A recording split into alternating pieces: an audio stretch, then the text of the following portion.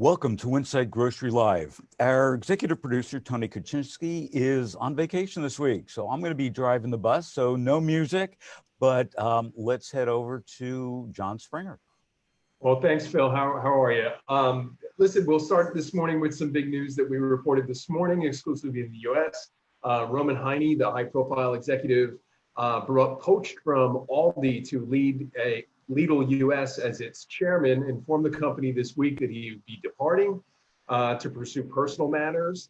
And Johannes Fieber, who's currently Lidl US's CEO, will continue to lead the business by himself.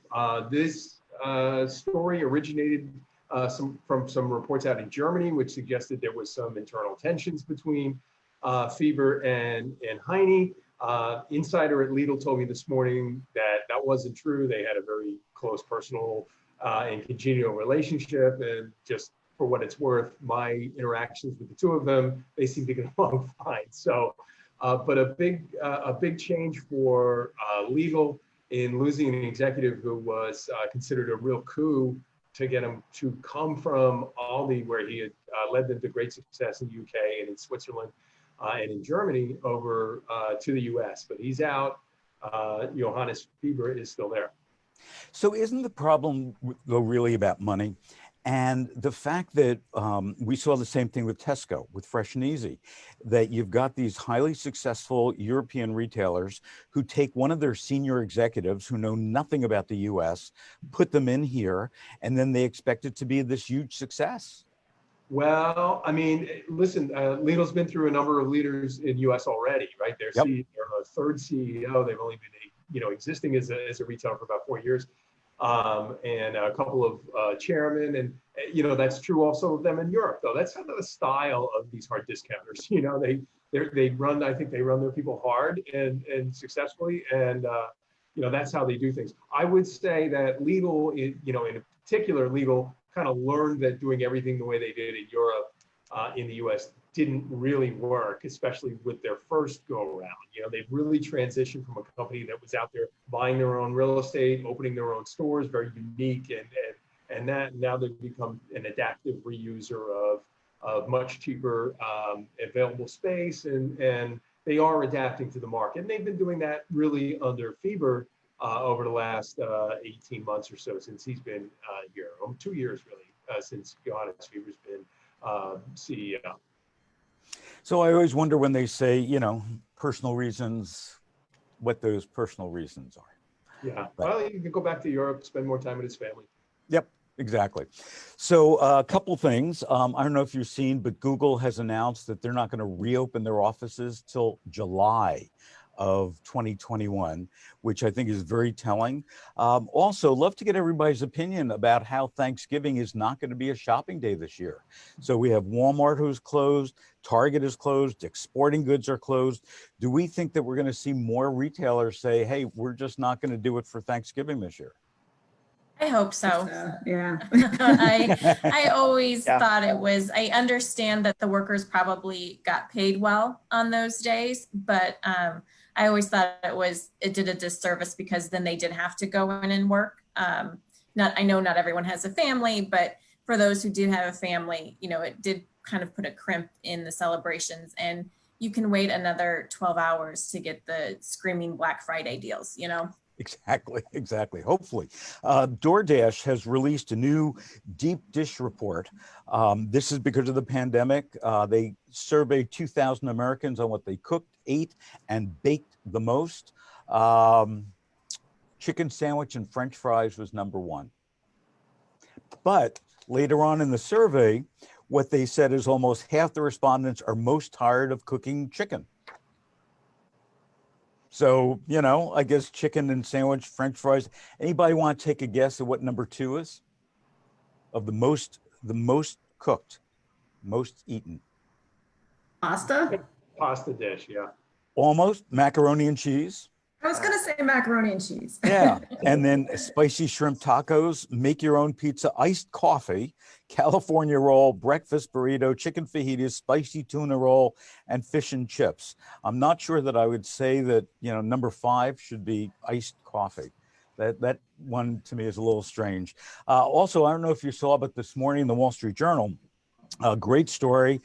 Uma Nato is the founder and director of Nutritional and Lifestyle Psychiatry Clinic at Boston's Massachusetts General. And the article is about a diet for the pandemic, foods that battle stress during coronavirus. Number one, fiber-rich foods like beans, legumes, fruit and vegetables, kefir, miso, and kimchi. Vitamins B9 and B12 to protect our brain cells. Legumes, leafy green vegetables, fish, and shellfish. Prebiotics for our gut bacteria. Beans and legumes, oats, bananas, berries, garlic, onions, asparagus, artichoke leeks, and probiotics. The live bacteria in yogurt, as well as fermented foods such as sauerkraut, kimchi, and kombucha. So that's some of the news that's out there. John, tell us what's going on with Albertsons. Albertsons reported their first quarter earnings yesterday. As you probably know, that's a 16-week quarter that started on February 29th and ended June 20th. So it encompasses almost the entire COVID era. 21.4% increase in sales, 26.5% comps, and 29.8% margins, which are all like super numbers in grocery this year. It was interesting to see the market reaction to it. The stock was kind of like, well, it was down 4 or 5% yesterday, which was interesting. I think people were, if this can be possible, expecting more out of the results than they actually got, and I think there was a little bit of investor unhappiness that they didn't project out the rest of the year. But to Albertsons' credit, that's a difficult thing to figure out how we're going to get through the next several months. But Vivek Shankaran, their CEO, reiterated his points about how the pandemic is really creating a long-term change in how people shop, and that is all of the good for Albertsons. The other headline out of there, they've increased their capital expenditures by $100 million this year. That's to speed up their click and collect and other digital initiatives, because their digital sales were up by 276% in the quarter. So Albertsons is on a roll. They are. There's no question about it. You know what? They've been slowly kind of getting their stuff together, putting together these various banners they'd overcome. With Shankaran's hire last year, he put together a really great team. He talks a lot about sort of building the foundation, getting the right people, getting the right technology investments and all that stuff. And right now they're doing like super, profit-wise, sales-wise, comp-wise, as good as any conventional grocer, if not better. And I think also that if we look over the years, one of the major complaints when SuperValue took it over is that there was a wholesaler mentality, not a retailer mentality there. And that really prevented them from growing. And that seems to have disappeared. Yeah.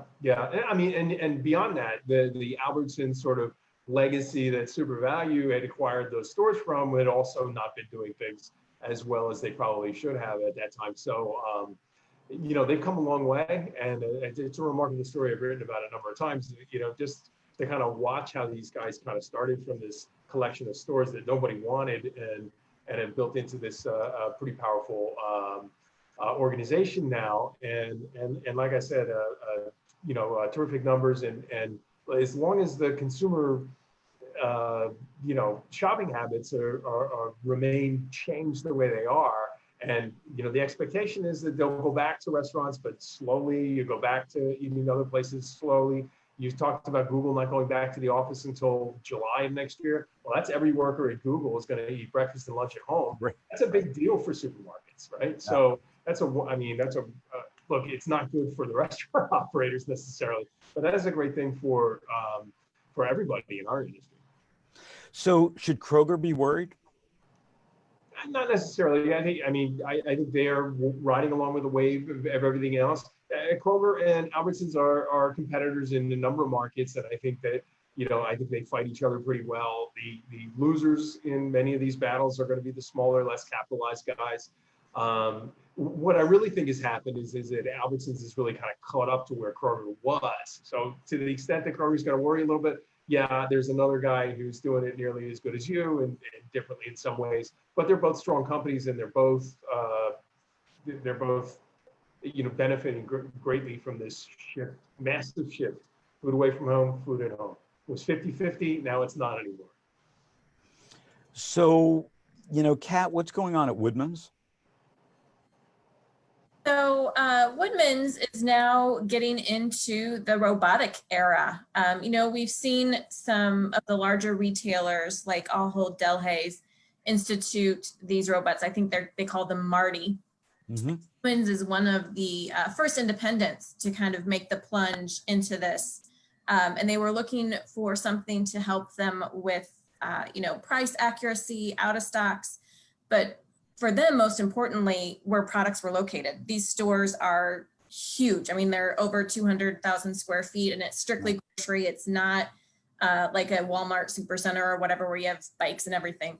So customers needed to know like where pasta was and things like this so that they can communicate with the robot communicates with the app, the consumer app, so they can find out where things are. And when I was talking to Tim Rowland, he's the CEO of Badger Technologies, the robot that is supplying Woodman's, I was just kind of asking him, where does he see this going? Is this something that other retailers are going to want to adopt? And smaller retailers can get into this, especially once we get past that point where robots only do one task. Right. So, for the next 2 to 3 years, they're probably going to be focused on cleaning the floors or looking at the shelves. But in the next 5 to 7, they're going to start multitasking. So then you can get a robot who, is a little bit more functional. So Kat, I remember when, I'm trying to remember where Marty first landed. I don't think it was Schnucks, but it might have been Schnucks. And what they found is they actually stopped using the robot because basically people were taking selfies with the robot all day long, that they just weren't able to have the robot do the job that they did. Is that a thing of the past? Now we're used to these robots. So who wants a selfie with Marty? Well, I did ask Tim that because I'm like, I'm assuming this causes, quite a stir when you walk into a store and there's this robot roaming the aisles. And he said they found that now people are a little bit more used to it. So he's like, there's about a 2-week period where he recommends you essentially just park the robot, don't have it do its task or whatever and allow consumers to come up, take video or, do a selfie. He's like, about after that 2-week period, people get used to it and they just kind of start ignoring it. So Jen, is Marty the new Stu Leonard's, animal? Instead of having animals and animatics, we've got Marty. Right. I don't see that happening, but I wonder if in any of the cities you guys live in, they have delivery, robotic delivery, because it is sort of, I've seen it in a couple cities, DC, Berkeley, California. And it's sort of shocking when you see this little guy rolling down the street with food inside. And what's to prevent people from messing with the robot and interfering with the delivery of the food? Does anyone have any insight into how that works? I mean, I've been, my local Stop and Shop has got a Marty, roaming the aisles. I've seen him in Giant in Pennsylvania and some other places. You know what? They're very intuitive creatures, so to speak. They see you coming, they will avoid you. If you put something down in the aisle, they'll avoid it or go back up. And people get used to it. I think that these conditions where these little robots are rolling down the sidewalks are a little bit out there in the wild, and that may be subject to some issues. But especially in the early going, I think they're all being watched, and they'll be able to sort of catch any perpetrators that are trying to, interfere with this thing or destroy it or whatever. But I wouldn't doubt that in some places people would be tempted to see what they can get away with a robot delivery. But we'll see. Yeah. FedEx is on these things. There's a big company called Starship that's testing these things in any number of cities. And RoboMart, which is coming soon from Stop and Shop, is a truck that will deliver groceries in the style of like an ice cream man with no driver. These things are coming, so people are going to get used to it. And I did ask, what happens, because people are people, and I'm sure that they try to block in the robot, and that has happened where, they put carts on all sides, and like John had mentioned, they're very intuitive and can kind of wiggle themselves out of a situation. I equate it to parallel parking in the city, where you just, back and forth, shift a little to the right, and, there you go. They just have to make them be able to jump over the shopping carts. Yeah. That's all. So Brett, you have a new mask story for us today. Yes, everyone's favorite and most exciting topic in American retail right now, masks. So the National Association of Truck Stop Owners, also known as NATSO, they've encouraged their members, so truck stop associations and C-stores around the country, to require that all customers wear face masks as the pandemic obviously continues. So this is big because NATSO represents more than 1,300 travel plazas and truck stops in the country. To have an organization of this magnitude say to their members, hey, require everyone to wear masks, that's a big deal. Just recently, we've seen a handful of C-store chains publicly announce that they're doing this. Love's Travel Stops in Oklahoma City, Pilot Co., which is formerly known as Pilot Flying J, if you've heard of them, Go Mart out in Virginia, Travel Centers of America, Stewart Shops up by you in New York, John. So C-store retailers are doing this on top of the supermarkets and big box retailers we've seen doing this. We actually at CSP put out a short survey to our retailer base last week, just asking what they're doing with masks. And 54% of the respondents actually said that they're now requiring both customers and employees to wear masks in their stores, which is pretty positive. And 22% said they are requiring just employees. 2% said just customers, which I found kind of weird. But then a number that needs to grow, though, 20% said they don't require any masks at all. That's one in five that needs to see a bump. So good news, yet at the same time, more work to be done. So Brett, I guess shame on me for having this feeling, but I would think that your typical truck driver, big burly truck driver, are some of those people who don't want to wear masks. Yeah, I really can't answer that. I personally don't know anyone, or I don't have anyone in my circle who's part of the truck driving industry. I would only hope that this message from NATSO is influences people in these chains to cover up. Sure. So, John, I have some very sad news that you shared with me. I remember when, online delivery just first started, and there was this little tiny company called Peapod in Chicago. And Ahold has decided that Peapod is no longer. That's just a couple months after they pulled out of their birthplace of Chicago. Yeah, so Peapod still exists, but as the engine that enables e-commerce for Ahold Delhaize USA brands, and pretty much any other company that might want to participate with them through their retail business services brand.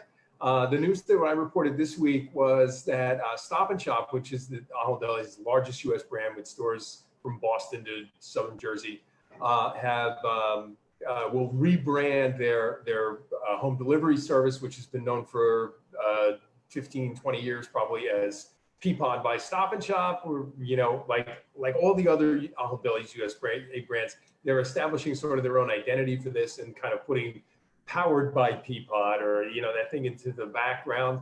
Yeah. That's about local marketing, and I think Stop & Shop is one of the largest and most important and most mature e-commerce brands in the Northeast. So that's a bit of a change, and so they've been letting consumer know about it ahead of time. They haven't put out a press release yet that says that we're doing this, but they're informing customers to expect some changes. There might be some downtime. You might have to port over your shopping lists, those kinds of things. But, that's just the way Ahold Delhaize is sort of going about their business here in the US. They're centralizing certain services and then operating their brands locally. So that means rather than having a Peapod brand here in Boston and in Washington, DC, you've got the Stop and Shop brand in Boston where it's well known and it's associated with the store, and the Giant brand in Washington where it's associated with the store. The other part of it is that Peapod was sort of an e-commerce website and Stop and Shop was sort of a consumer-facing website, and they kind of merged those things together to turn the Stop and Shop portal, the website, the mobile app, into an e-commerce thing. So that was a big behind-the-scenes project that Albertsons has been working on for many years, and they've already introduced this in Giant, Pennsylvania, which is now known as Giant Direct, and its other Giant stores in Washington, D.C. Now coming to Stop and Shop. And then of course the thing that consumers might notice is that the trucks, which were green and had the Peapod on it, now are black with this blown out stoplight design that Stop and Shop is turning their brand over to. So is this part of a bigger trend? If we take a look at what's going on in e-commerce, and certainly Instacart has been driving a lot of it over the past couple of years. So we are now powered by Peapod. We're also seeing a lot of other retailers. You talked about Albertsons before, trying to drive people to Albertsons.com, not to Instacart. So if I go on my phone and I want to order from Albertsons.com here in Southern California, what happens is the first thing that I see, it says prices higher than in store. The next page that I go to says, I can't use my frequent shopper card. I don't get any sale prices. I don't get any promotions and so on. Isn't Albertsons, probably following suit saying, hey, just come to Albertsons.com. And when we really look at technology for online shopping, Safeway, obviously now part of Albertsons, was one of the leaders in online technology for home delivery. So are we going to see a lot more people trying to do it themselves? I don't know if they'll be successful, but at least trying to do it themselves? Yeah, well, as I mentioned earlier, Albertsons Companies is beefing up their spending behind the technology, and that's all about that. Those things you mentioned, the loyalty card, coupons, pricing, those things were never aligned at Stop and Shop and Peapod. Your prices weren't exactly the same because it's complicated. There's pricing zones for the stores. The websites run out of Chicago, the stores are in, here. So that's one of the things that they've united here, Ahold Delhaize, with their thing. And, it's Albertsons and Ahold Delhaize would both tell you, we like Instacart. They provide a service for our customers who want our groceries right away. And they might be willing to pay a premium for them or a delivery charge for them or whatever that is different than, our service. Albertsons makes a big deal about saying that their own brand service is white gloved and worth the investment for the consumer. And it might mean longer waits. It might mean, certain things. If you want your groceries right now, maybe you should go to Instacart. And it's just another option another arrow in the quiver, if you will. And someone like HEB, HEB acquired Favor, so they've got their own law on delivery. And I wonder what that, how profitable that model is. I mean, then you're keeping all of that business in-house. And I wonder if others will follow suit. Target and purchased Shipt, did they not? Yes, Target bought Shipt, but also the interesting thing about Favor, and I was surprised when HEB bought Favor. Favor was basically restaurant delivery. Yep. It was not grocery delivery. Mm-hmm. And the kind of money that they've had to put into Favor to make it into grocery delivery, I'm to your point, I don't know if they're ever going to make money on that, but I do like Shipt's model. I mean, the interesting thing about Shipt is that they try to marry the shopper with the customer as often as they can. I mean, that's the way their software is built. When I order from Instacart, and I don't know how many times I've ordered, whether it's here, whether it's in New York, whether it's elsewhere, I've never seen the same delivery person twice. It's the nature of gig work, right? You just got to respond and exactly. And they come. We did know our Peapod guy when we were using Peapod a couple of years back. Yeah. And he would come in at the same time. We would say hello to him. That was a good model for them, and yes. It'll continue. It's just not called Peapod anymore. It's Yep. got a different color on the trucks. So Jen, wrap us up with some good news. So we've, hopefully we've got some kids in this country going back to school next month. It's going to be a mixed bag. And I know that this is something that a lot of retailers do every year, but I think this year it's really important. H-E-B is offering teachers a 15% discount through late August. Oh, great. School supplies and office Very cool. supplies. They say will support teaching in any location or on any platform. And H-E-B also gives, over 10 million a year to education, public school education. So a good time to support teachers who are now going to be our new frontline workers. Yep. I love H-E-B. Everything that they touch is just so smart. So thank you all for indulging your lack of executive producer today. Hopefully everything went well on your end. Thanks for joining us as always. Again, Winsight Grocery Live is on Winsight Grocery Business. It's on CSP. It's on Supermarket Guru. Check out the archives for past stories, and we will see you again. Don't forget, every Tuesday, every Thursday, 9:30 a.m. Pacific, 12:30 p.m. Eastern, and also Pat will be with us on Friday giving us the update on food service. So thanks again for joining us.